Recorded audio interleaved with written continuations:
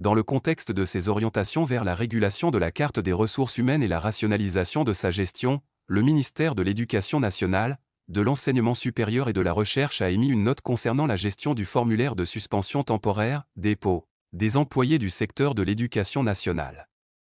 Le ministère a défini les cas dans lesquels les employés du secteur de l'éducation nationale peuvent bénéficier de ce processus, comme indiqué dans une note publiée hier, adressée au directeur des académies régionales de l'éducation et de la formation.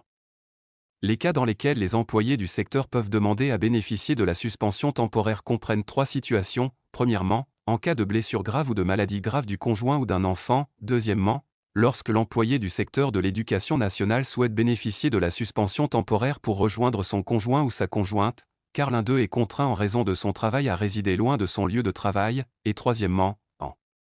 cas de besoin de s'occuper d'un enfant de moins de 5 ans ou d'un enfant handicapé nécessitant des traitements continus. Cependant, cette licence est autorisée uniquement pour les employés et spécifiquement dans le premier cas, le demandeur doit fournir un certificat médical authentifié par les autorités compétentes du ministère de la Santé et de la Protection sociale, prouvant la blessure grave ou la maladie grave du conjoint ou d'un enfant. Dans le deuxième cas, le demandeur doit fournir une copie du contrat de mariage authentifié par les autorités compétentes, accompagné d'un certificat récent de l'employeur du conjoint ou de la conjointe. Dans le troisième cas, il est nécessaire de présenter une demande pour bénéficier de la licence de suspension temporaire en fournissant un contrat de naissance de l'enfant dont l'âge est inférieur à 5 ans, ou un certificat médical prouvant la condition de santé de l'enfant handicapé, authentifié par les autorités compétentes du ministère de la Santé et de la Protection sociale. Les employés intéressés doivent soumettre leur demande à leurs académies régionales de l'éducation et de la formation avant le 31 mai 2024.